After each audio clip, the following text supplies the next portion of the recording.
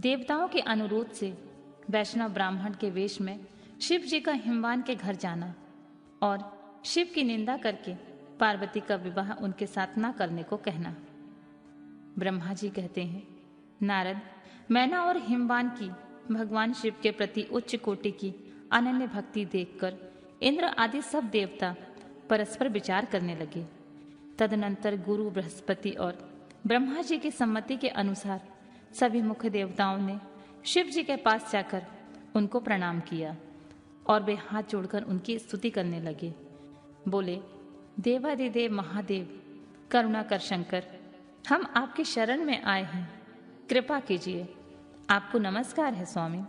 आप भक्त वत्सल होने के कारण सदा भक्तों के कार्य सिद्ध करते हैं, दीनों का उद्धार करने वाले और दया के सिंधु हैं तथा भक्तों को विपत्ति से छुड़ाने वाले हैं। इस प्रकार महेश्वर की स्तुति करके इंद्र सहित संपूर्ण देवताओं ने मैना और हिमवान की अनन्य शिव भक्ति के विषय में सारी बातें आदरपूर्वक बताईं। देवताओं की यह बात सुनकर महेश्वर ने उनकी प्रार्थना स्वीकार कर ली और हंसते हुए उन्हें आश्वासन देकर विदा किया। तब सब देवता अपना कार्य सिद्ध हुआ मानकर भगवान सदाशिव की प्रशंसा करते हुए शीघ्र अपने घर को लौटकर प्रसन्नता का अनुभव करने लगे।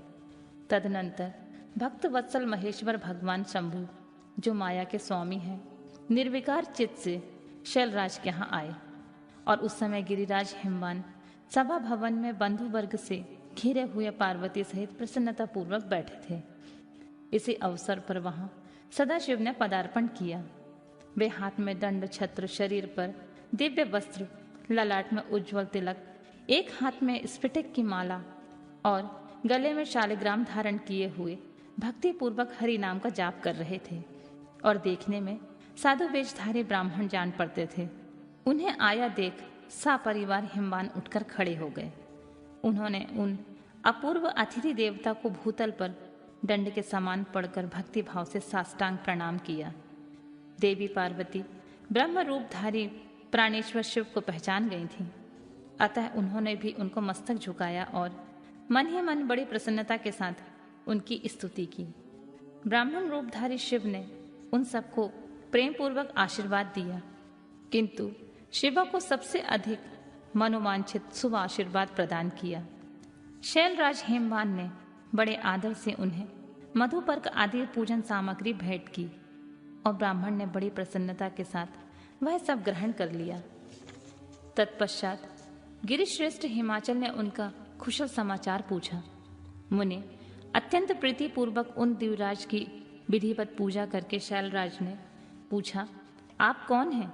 तब उन ब्राह्मण शिरोमणि ने गिरिराज से शीघ्र ही आदर पूर्वक कहा, गिरिश्रेष्ठ, मैं उत्तम विद्वान वैष्णव ब्राह्मण हूँ और ज्योतिषी की वृत्ति का आश्रय लेकर भूतल पर भ्रमण करता रहता हूँ। मन के समान मेरी गति है। मैं सर्वत्र जाने में समर्थ और गुरु की दी हुई शक्ति से सर्वज्ञ, परोपकारी, शुद्धात्मा, दया सिंधु और विकार नाशक हूँ।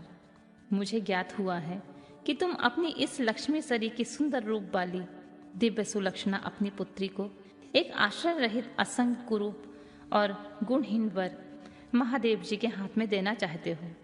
वे रुद्र देवता मरघट में वास करते हैं, शरीर में सांप लपेटे और योग साधते फिरते हैं।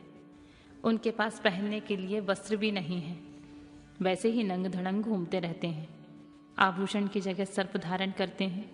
उनके कुल का नाम आज तक किसी को ज्ञात नहीं हुआ। वे कुपात्र और कुशील हैं, स्वभावतः विहार से दूर रहते हैं, सारे शरीर में भस्म रमाए रहते हैं, क्रोधी और अविवेकी हैं। उनकी अवस्था कितनी है यह किसी को ज्ञात नहीं है। वे अत्यंत कुसित जटा का बोझ सदा सिर पर धारण किए रहते हैं। वे भले बुरे सबको आश्रय देने वाले, भ्रमणशील, नागहारधारी, भिक्षुक, कुमार्ग परायण तथा हठपूर्वक वैदिक मार्ग का त्याग करने वाले हैं। ऐसे अयोग्य वर को आप अपनी बेटी ब्याहना चाहते हैं।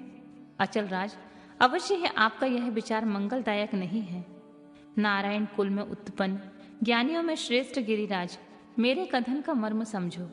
तुमने जिस पात्र को ढूंढ रखा है वह इस योग्य नहीं है कि उसके हाथ में पार्वती का हाथ दे दिया जाए। शैलराज, तुम ही देखो, उनके एक भी भाई बंधु नहीं है। तुम तो बड़े बड़े रत्नों के खान हो, किंतु उनके घर में भूजी भांग भी नहीं है। वे सर्वथा निर्धन है। गिरिराज, तुम शीघ्र ही अपने भाई बंधुओं से, मैना देवी से, सभी बेटों से और पंडितों से भी प्रयत्न पूर्वक पूछ लो, किंतु पार्वती से ना पूछना, क्योंकि उन्हें शिव के गुण दोष की परख नहीं है।